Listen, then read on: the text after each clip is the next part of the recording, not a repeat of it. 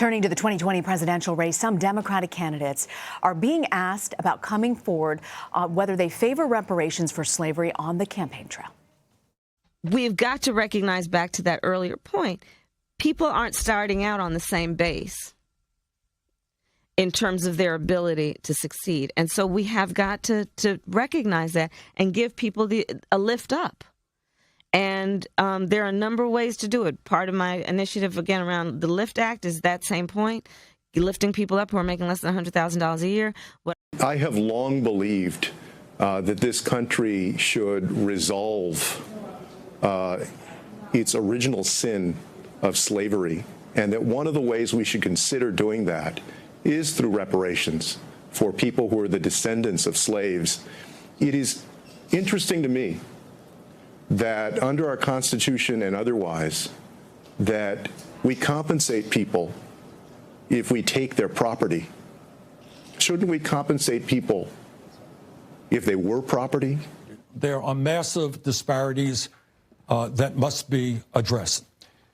There is legislation that I like, introduced by Congressman Jim Clyburn. It's called the 10-20-30 legislation, which focuses federal resources in a very significant way on distressed communities, communities that have high levels of poverty. So as I've just indicated, I think we have to do everything that we can to end institutional racism in this country. Senator Elizabeth Warren also stated support for reparations to the New York Times last week. But questions remain, what exactly would policy look like? Joining me here in New York is the Intercept senior political editor, Briahna Joy-Gray. And joining me in Washington is Washington Post reporter Eugene Scott. So, Eugene, break this down for us for a second here.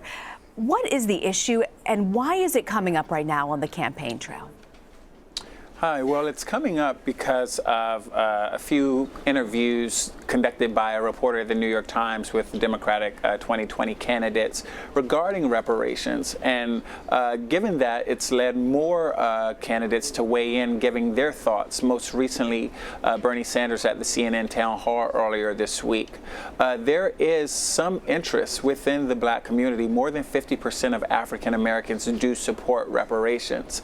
But a recent poll from CNN and the Kaiser Family Foundation showed that the issue is largely unpopular with most Americans. More than 3 in 4 Americans do not support reparations. And so what you're seeing is candidates who are hoping to win black voters campaigning and talking and discussing an issue that could ultimately make them unpopular with some more mainstream or moderate Democrats. And getting them on the record with this has been a focus of the New York Times, at least in the last week or so, and other media outlets. Briahna, you've pointed out the difference between supporting this idea of reparations in theory and actually creating substantive policy. Yeah, and there's a big difference there. I think that what you've heard from all of the candidates is that they agree with the moral question at hand. In fact, Castro said this explicitly. I don't see this as a political question. He says he thinks of it as a moral question, and the moral question is easy. Obviously, there is a debt that's owed to a population that was literally enslaved and for 100+ years afterward lived under various forms of de jure segregation, et cetera, et cetera. The question that's the more substantive question is, what do you do about it? Mm-hmm. And I think that while it's right that other groups have pointed out that other people have received reparations, whether it's Jews following the Holocaust as part of the reconciliation process, and that would be very meaningful for the country. I think the difference is that people haven't these candidates are just now bringing this up without having done the work of explaining to the American public why it is that reparations are deserved, and actually doing the work, the political work that would shift those popularity numbers the same way Bernie Sanders has managed to shift popularity numbers around issues like Medicare for All over the past few years. So, Briahna, if you're looking at this through a political lens, which now we're in 2020 and we're seeing traction on this, does this move the needle in the African American community in America? Is this a mobilizing issue that's going to get people out to vote? Black Americans support reparations more than other groups, but they don't support reparations more than they support a number of other so-called universal policies, like Medicare for All, like a $15 minimum wage. So even though I think there are parts of the community that genuinely see this as a significant issue. I think more significant is the idea that there is a candidate who's willing to vocalize explicit support for the community, and that reparations is being kind of seen as a proxy for how invested a candidate is in the Black community. I see. Eugene, you wrote that backing reparations could be politically risky. Why is that? And do you think that at this point the African American community wants to hear about this more than other issues? Well, it could be politically risky because while Black Americans support reparations more than most other communities, it's not a huge priority for African American voters. More than 4 in 10 Black voters don't support reparations. And what we know from other polling is that Democrats, or people on the left in general, want to get behind a candidate that they believe can beat Trump. And what many of them believe is that to get in the Oval Office, you'll need to get some of the voters who actually voted for Trump in 2016, some of these independent voters. And many of them aren't backing reparations. And so to see a candidate be gung-ho about this relatively unpopular idea could scare many people from backing someone on the left, and therefore ultimately make it riskier.